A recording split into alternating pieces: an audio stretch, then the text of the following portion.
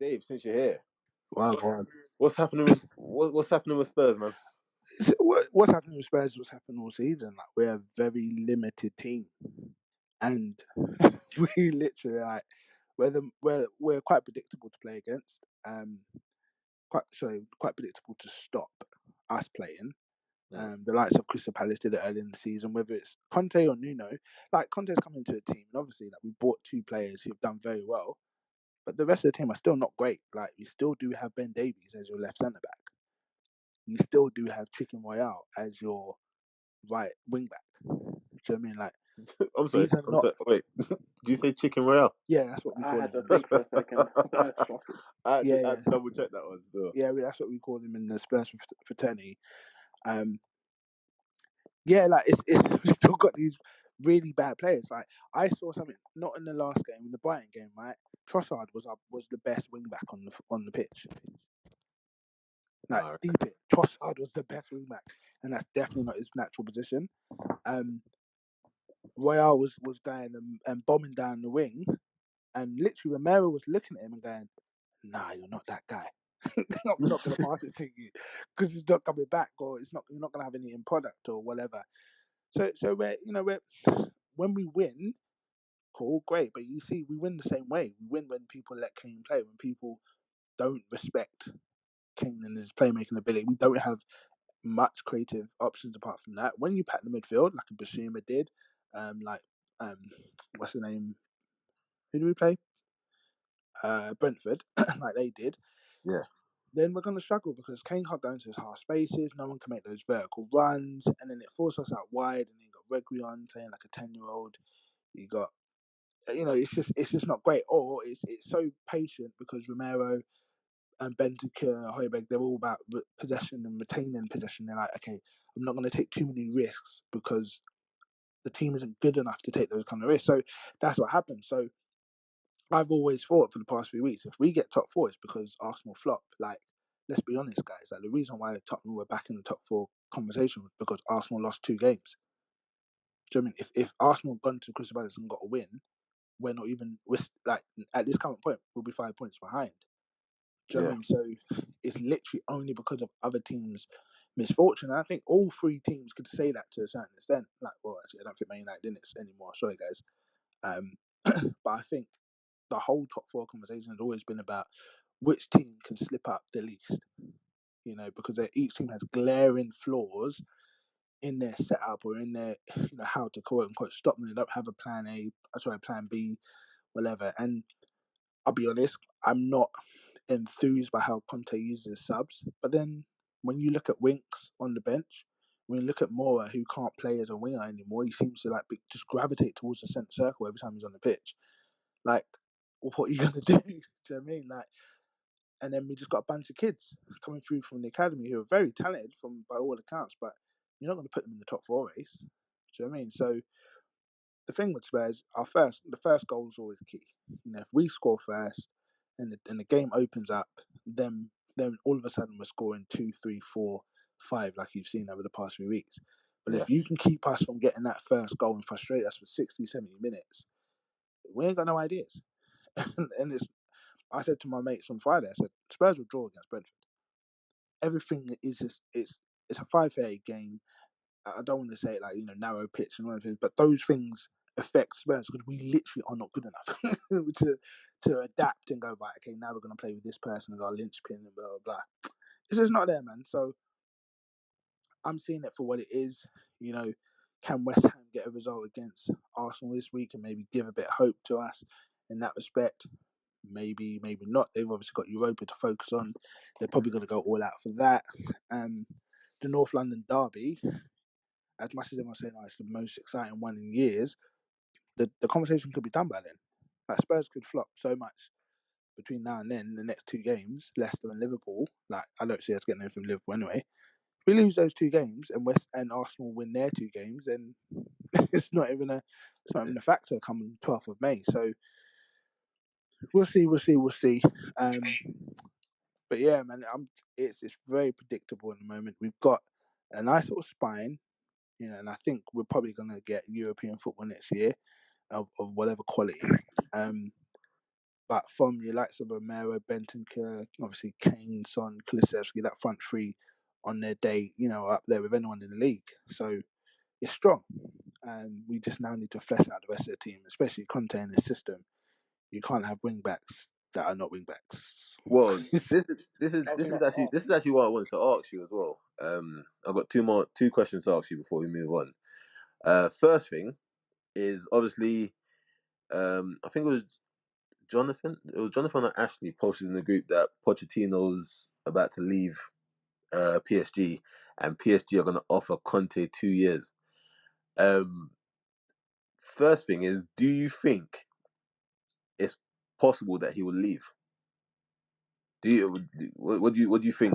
What do you think? No, I don't think it is. I think this is a situation where his agent is making sure Daniel Levy knows, bruv, you're on the hot seat, not Conte. You're on the hot seat. Like, we've got options. Like, every top club with an opening would want our guy to come in. Do you know what I mean? And I think some of these stories are because from the Spurs insiders, we're all being told, like, when like the podcast community and everything, everyone's like, nah, there's no chance of him leaving. Like, he's not going. But then obviously the French reports and whatever, they're valid, like, reports. I do think these are valid, but I think it's a smokescreen to make sure Daniel Levy says, like, yo, like, you need to make sure you're backing Conte, saying you need to make sure you're backing me in this summer to push this team on. Do you know what I mean? Because at the same time we're getting links with this player, I don't know, a few defenders all from Italy. So I think that's what's happening now. Obviously I could be wrong. In 2 months' time I could have egg on my face. And I personally don't want Pochettino back at the club. And I wanted him out about a year before he actually got the sack. And I've said this to the likes of Howard with our conversations that I've had off, kind of offline. I didn't rate Pochettino as highly as some of the fan base did, but when your fan base starved of anything, a man gets into the top 4, 5, 6 years straight and beats Arsenal for 5, 6 years straight and blah blah blah. Like, that's what they start celebrating. But I saw a man flop it against Colchester in the League Cup. I'm seeing man play Son at wing back against Chelsea in the final or whatever. Like, come on. So I don't think Poch is what we need. And we'll see what happens. But I think the Conte thing is a smokescreen, to be honest. Okay. And obviously, Arsenal, Tottenham, and Man United are just going to be trying to drag their feet over the line now, innit? But what do you think? What do you think the future holds for Tottenham? Is it looking bright for you? It's looking brighter than I would have said in January, but we just need to be ruthless. Like, Spurs' problem over the past 10 years, as we've kind of broken into this, well, we've made the top 1 to the top 6, if we're honest, in that conversation. Our problem is we've always had a strong first 11, and we can go to a Man City and get a win.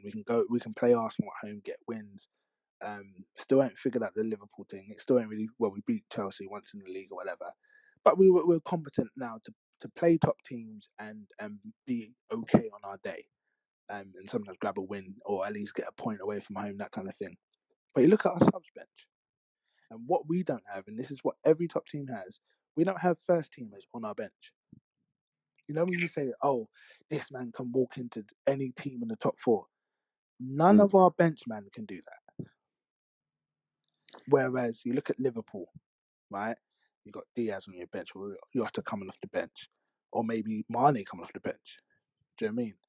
You've got obviously Mahrez and Foden and whatever at City, you know. Chelsea, even, as much as the Chelsea fans may not rate Ziyech or whatever, he's an upgrade on what we have on our bench. Do you know what I mean? And in most teams, he would be a first teamer type level of player. It's just that you've got to have Havertz in front of him or whatever. So we've never had that. And I think Conte is the type of manager who is going to demand that level of signing. It's make or break. I think what's pushed Daniel Levy's hand, especially with the Conte thing, is West Ham. I think most people around the league thought West Ham would drop off. They had like a little golden period last year, and they did well to be knocking thereabouts. But for them to push on this year and still be knocking thereabouts, getting wins against Chelsea, Liverpool, whatever, and obviously progressing in the Europa, like now Daniel Levy is looking at it and going, hold on, there could be another person on that kind of second echelon of teams in the league who are competitive. And West Ham have a similar path that we had. Like, you know, they've got a manager who's got a very tight knit team. Their first 11 can beat most teams or can be competitive on the day, but their bench isn't great. It's the same thing we had on the Poch. It's the same thing. And now they're in Europa and now they're getting to semi-finals and then they're getting to a final, whatever. So it's a very similar pattern. I think Daniel Levy's seen that. And I think, you know, that's why he pulled the trigger and got Conte in. And I'm hoping that's what will lead to a better summer of recruitment than we've had before, where we can actually have genuine first teamers competing. We need, if we're going to keep Harry Kane, you need to get another bona fide striker to put the heat on him. If you're playing crap, bruv, at 70 minutes, you're coming off. And this other striker who can bag is coming on. Do you know what I mean? I remember years ago I wanted like Javier Hernandez, because I remember watching him for Leverkusen. His movement in the box was elite. And I thought, a finisher like that, just to have two competent strikers, we haven't had that for so long. So options like that, I don't know who they are necessarily, top of my head. Divock Origi. Nah, I'm alright. But at the same time, look, I mock, yeah, because he's been lampooned because he has got the super sub title, isn't he? Yeah. But he does the job. he does the job, and we don't have a player like that on the bench. Moura is not that player. Do you know what I mean? Bergwijn has got a bit of form over the past 10 games, but doesn't seem to be trusted outright. But I'm talking about a straight swap for Harry Kane. You're not bringing on Moura for Kane. You're not bringing on Bergwijn for Kane. You're flanking him. Do you know what I mean? Yeah. In the midfield, I would like someone like is it Milinkovic-Savic? I think that's his name. I would like someone like that next to Bentancur. If Højbjerg is going to stay, but you're the mop-up guy. You're 20 minutes to go. See it out. You're the Milner. Do you know what I mean? You're the Henderson. Just, you know, not Henderson, not like obviously the prime, but that kind of player is like, I'm not asking you to do everything. Just see the game out. And that means Winks, who currently holds that position, can go back to carrying bags. That's where I'm seeing it. Like, you have to push the crap out. The problem is we sell crap and then sometimes we buy crap. So I need Conte and Paratici to come through somehow, some way. That's where I feel like the future would be. It's all dependent on what we do transfer. I think, like I said, European football is probably secured. I think we'll limp over the line somehow, some way, whether it's 4th, 5th, or 6th, whatever. But we just need to make sure when we're buying players, we're not saying, "Oh, come and play on our subs benches." No, come and be that good that you could also be starting for 10 games straight because you're playing out your skin. And sorry, son, you have to sit down. Do you know what I mean? I think the summer is going to be very interesting for a lot of clubs in it, especially Arsenal, Tottenham, and Man United, because you know Arsenal. I think Arteta is kind of safe in his managerial role, but they're losing a couple players, so they need some reinforcements. Tottenham, Conte is going to have a chance to really put a stamp on his side because this is going to be his first summer. And obviously, we all know how Conte wants to play. He wants his wing backs. He wants his back three. Man United's got a new manager coming in. We're going to talk to Ben in a second about that. And you know they're losing about 5 players in the summer as well. So it's very crucial. And if whatever West Ham do, if for I hope this doesn't happen, but if they do, strike it lucky and win the bloody Europa League, they're gonna go and try to spend. Do you know what I mean? And oh yeah, Newcastle are coming in now and going, right, cool. They may not be sitting at the top table, but they are going to compete for some top players. Whether it be like a Botman, I don't know if they're still linked with Botman or whatever, but they're going to turn around and go, look, here's 70 million. What are you saying? Fiorentina for your centre back, or Udinese for your promising midfielder. What are you saying? Do you know what I mean? So we have to get it right. We have to get it right. You have And I to think get it right. I think finally what we're seeing, and we see this in different spheres of life, we're finally over the COVID tax. Like, oh, sorry, we can't buy it. We're doing a whole loan to buy whatever because of COVID. I feel like there's going to be some nice figures flying around now because I think people put their measures in place. They've stabilized their finances in their clubs. They've taken that extra loan. They've restructured their payments on their stadiums, all that kind of stuff. People have done that. They're a year away from getting those kind of things sorted when we came back out of the lockdown.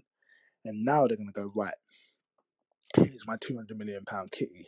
Here's my £250 million kitty. Or in the case of Newcastle, here's my £3 billion kitty. I think that's what we're going to see. And I think all, the three teams you've mentioned, but even other teams lower down the league, and Aston Villa over Southampton, whatever, you're going to see some more firmed up conversations and bids for top players. Oh, definitely.